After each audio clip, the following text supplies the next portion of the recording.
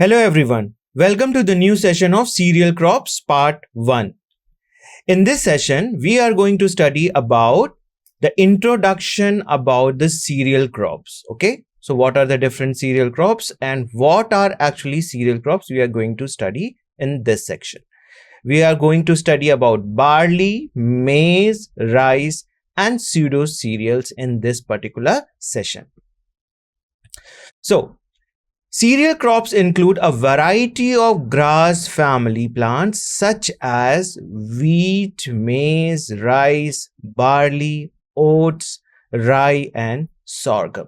So there are so many cereal crops, okay? And this is particularly the very important. This cereal crops include a variety of grass family. So there are different variety of grass family that are called as cereal crops.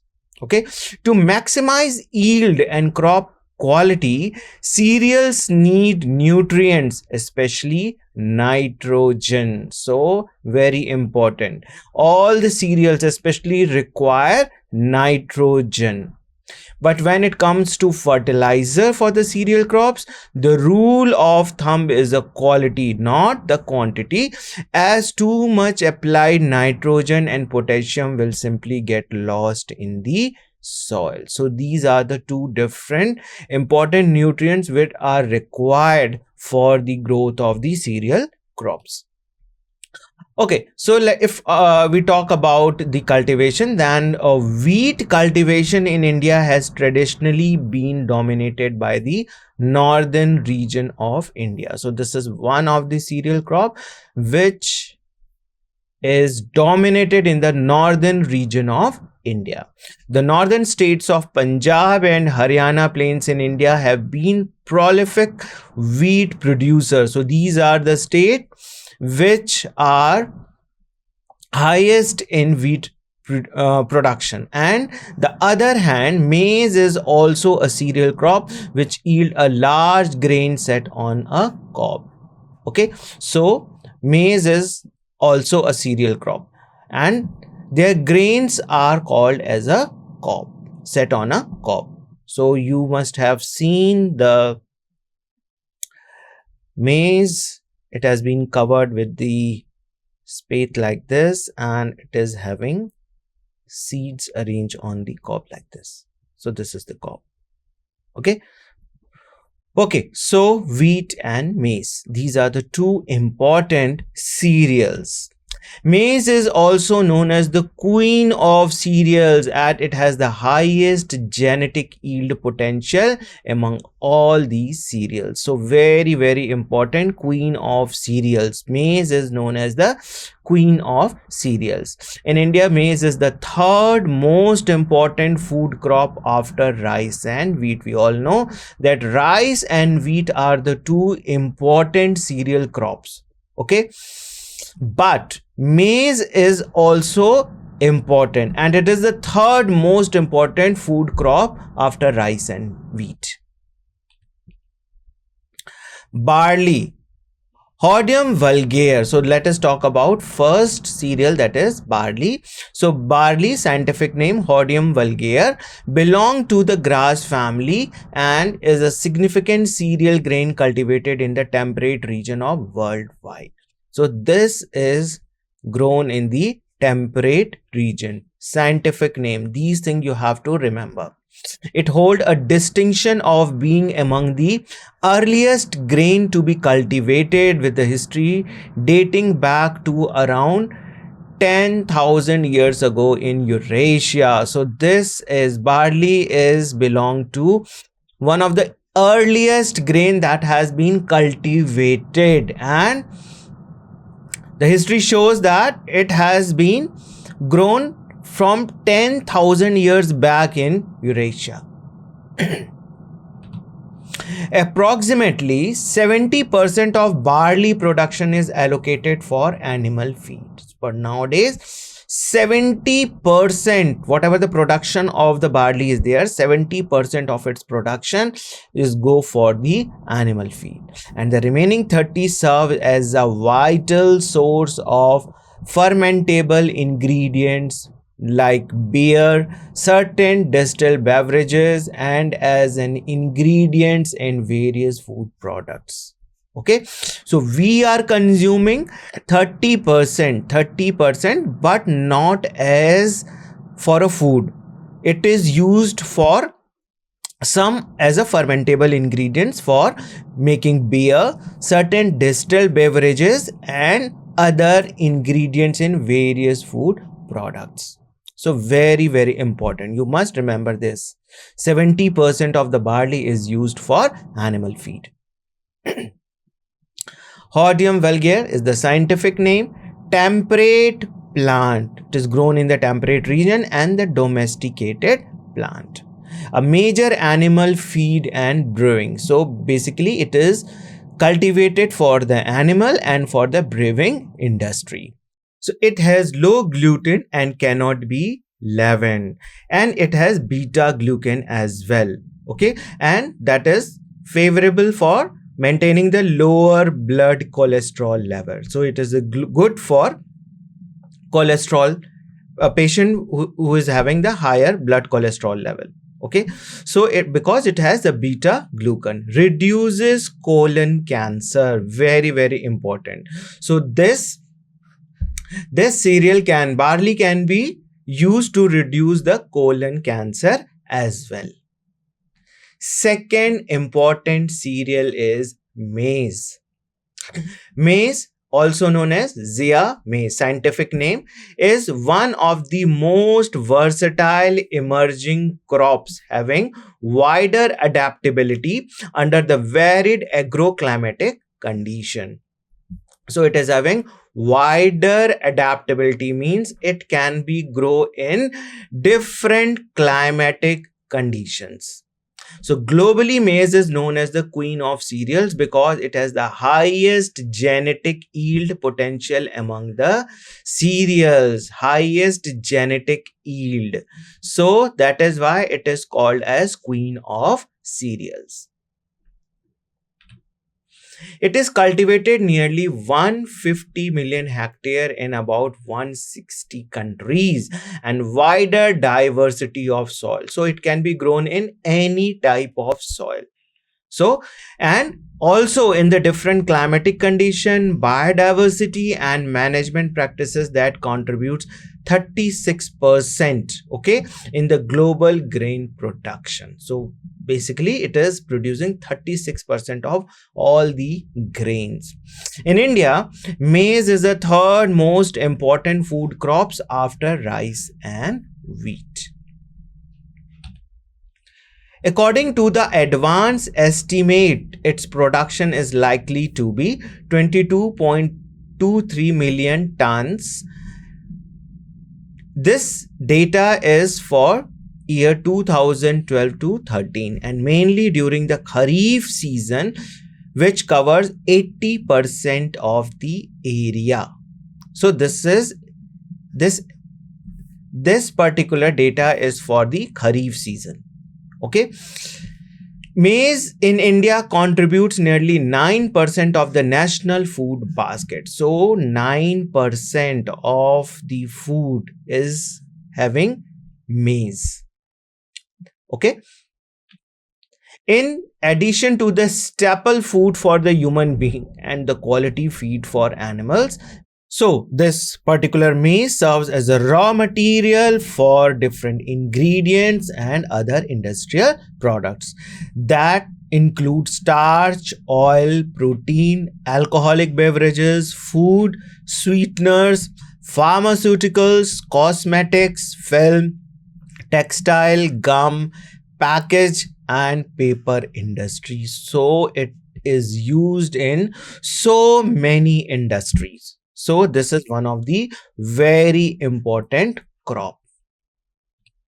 The maize is cultivated throughout the year in all the states of the country for the various purposes, including grain, fodder, green cobs, sweet corn, baby corn, popcorn in peri-urban areas. So it has been used not only for the grain but also as a fodder.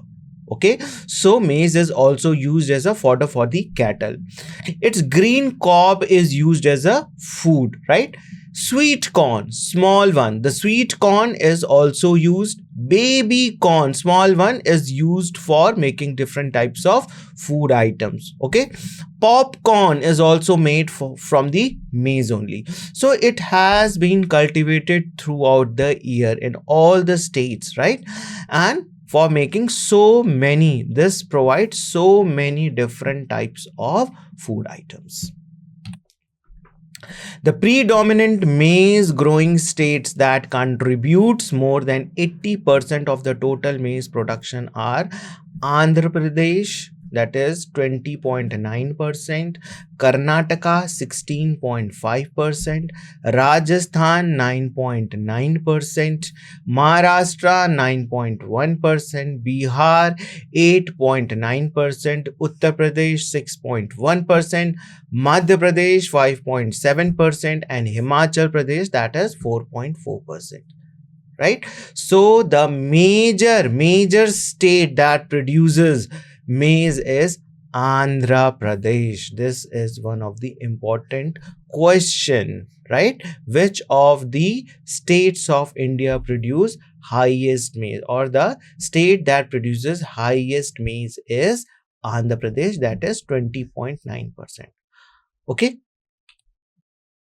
So Zea maize, the scientific name of the maize is Zea maize, and domesticated in Central America, only cereal used as vegetable. So this is very, very important. Cereal used as vegetables, and this is the largest cereal of all the cereal. The grain is the largest one, right? And it is domesticated in Central America. So these are the small points that you must remember. Question can be asked on this. So it has been domesticated first of all in Central America. This is the only cereal that is used as a vegetable, and this is the largest cereal as well. Ancestor Maximum Teosine. Flower is unisexual, means male and female flower are there, right? And then there is a pollination, wind pollination, and then there is a fertilization process. So flower is unisexual. 70% endosperm and 11% embryo. So the seed or the grain contains 70% of the grain is endosperm region, and 11% is just embryo part. 11% protein in the aileron layer. So there is a aileron layer that's around all over the endosperm. If we see the grain, okay, aileron layer, and this aileron layer contains 11% of protein. The germ yields gluten while aileron layer has zein. See, so there are different protein. This is the germ yield gluten protein, and aileron layer has a zein protein. Zein rich leucine but lack lysine and the tryptophan. So this is the amino acid. Zein is a rich leucine amino acid but lack lysine and the tryptophan. Excess leucine prevent conversion of tryptophan to niacin and pellagra. So this is a disease. Rice. Next one is the rice. Rice holds a prominent position among the major grains in India. So this is the major, one of the prominent used grain in India, where it occupies the largest area for its cultivation. As a key staple food, it stands as a dominant crop in the country. So rice is one of the dominant. Rice and wheat are the two dominant crop in the country, but this is the prominent position at the in India. India is leading global producer of rice, and this essential food crop thrives in hot and humid condition. Okay, and characteristic of a tropical region. So India is leading one of the leading country for producing rice in world, right? And this essential food crop thrives the hot and humid conditions. So it required hot and humid condition. That is the characteristic of the tropical region. So our country is a tropical country. It lies in the tropical region. So it is good for growing rice. The primary cultivation areas for rice in India are the rain-fed region. So the area which are getting the frequently rain are good for the cultivating rice with abundant annual rainfall, which is why it is primarily considered as a kharif crop in the country. Very important. Rice cultivation method can be vary depending on the region, but in India, traditional practices continue to be employed for rice harvesting. So we are having different methods, but nowadays also we are having so advanced in the technology, but still we are following the traditional practices for growing the rice. Okay, so the process typically begin with the plowing the field and applying the fertilizer, often in the form of cow dung, that is in the form of manure, and followed by the field leveling. The rice seeds are manually transplanted and the crop is nurtured through the appropriate irrigation technique. So we require a lot of water for the growing rice, and that is why rain is an ultimate requirement for the growing or the cultivating rice. So we are dependent totally on rain for its cultivation. In India, rice seeds are manually transplanted. So when it is grown, the seeds are grown, they are transplanted manually to the crop field and nurtured through the appropriate irrigation techniques. Rice is adaptable to the various soil types, including the silt, loam, and gravel. So it can be grown in different types of soil, like maize. Okay, so it can be grown in silt also, loam also, or the gravels. It can thrive both in the alkaline and acidic soil. Nevertheless, the clay loam is the particularly well suited for cultivating this particular crop. So very important for the question that which of the following type of soil is best suited for growing rice. So that is the clay loam type of soil. This is the soil that a rice can thrive best. Okay, so this is the best rice for the growing rice. In fact, the clay soil can be readily transformed into an ideal mud for the easy transplantation of rice seedling. So when the rice seedlings are sown in the field, so the clay soil is important, and that is why clay loam. Certain states such as West Bengal, Assam and Orissa practice double rice cropping annually. Very important for the question. West Bengal, Assam and Orissa, these are the three different states that grow rice twice in a year. Double rice cropping annually. Right, the winter season is the northwest India is too frigid for the rice cultivation. So winter season is not suitable for growing rice. Rice is regarded as the primary crop along the coastal regions of India, and the specific areas in the eastern part of the country benefit from ideal condition during the summer and monsoon season. So these are the two seasons that is suitable for the growing rice and marked by the high temperature and the substantial rainfall. So we all know that for the rice, high temperature and abundant rainfall is required. So high temperature and substantial rainfall, making them well suited for the rice cultivation, and this eastern parts of the country is having lots of rainfall. So that is best for growing rice. Almost all regions in India can support rice cultivation during the summer season, provided that there is an adequate water supply. So all the regions of India can be can be used for growing rice. Okay, but the problem is that rainfall, adequate water supply. So the winter rice crop is a long duration crop and the summer rice crop is a short duration crop. So we already started that the three different states, they are growing rice twice a year.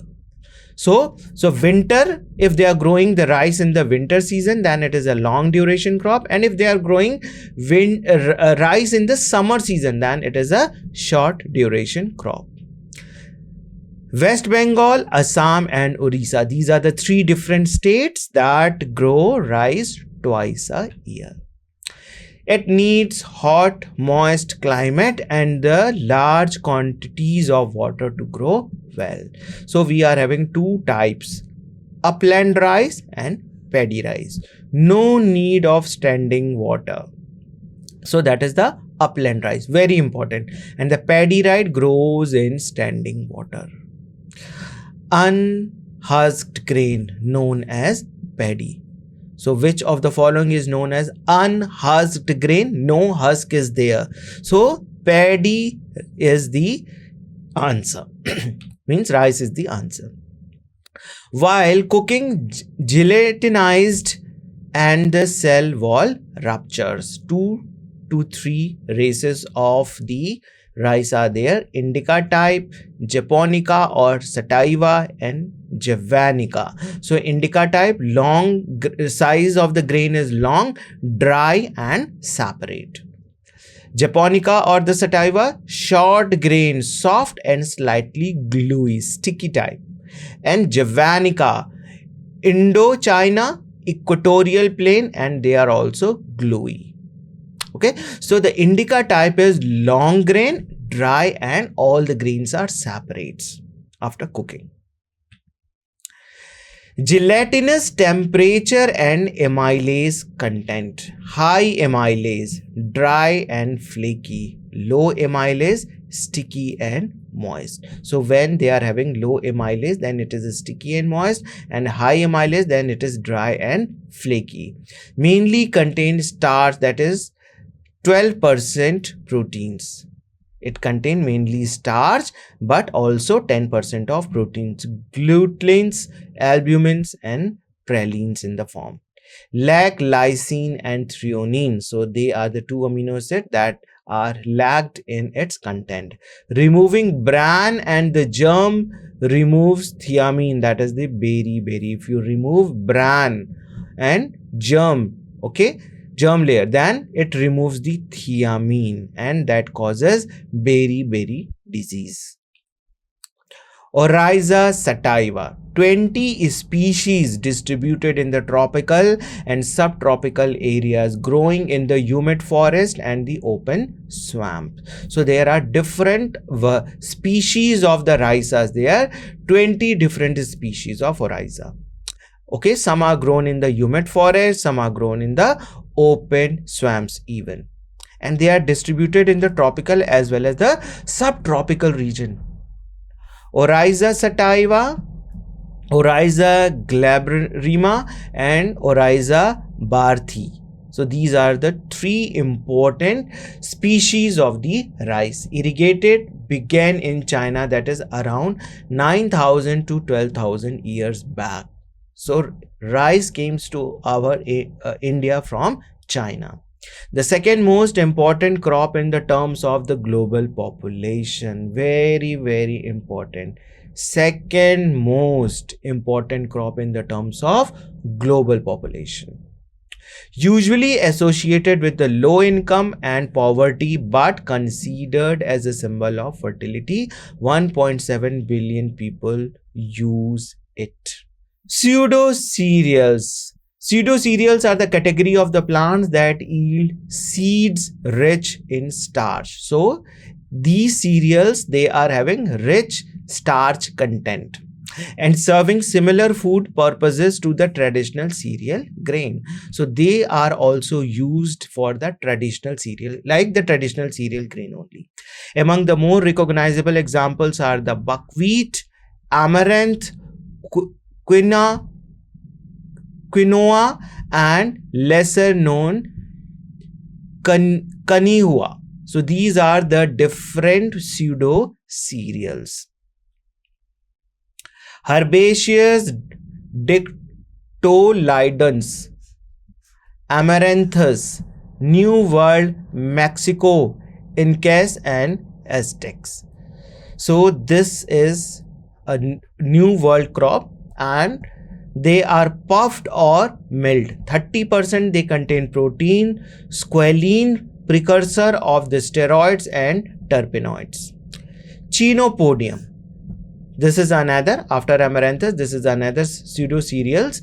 Grains of the chenopods, New and Old World crop. Essential amino acids are lysine and need cortication. So this is two of the pseudo cereal, Amaranthus and Chenopodium. You must remember the name actually. Sometimes the question can be asked, which of the following is a pseudo cereals?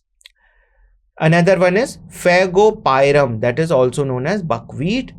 Its origin is in China. They contain high protein and dermatitis if not decorticated. It causes dermatitis and have salt soluble proteins and water soluble albumins. No gluten is present in it. So this is all about this session. We will have one more session for cereal crops. Thank you very much.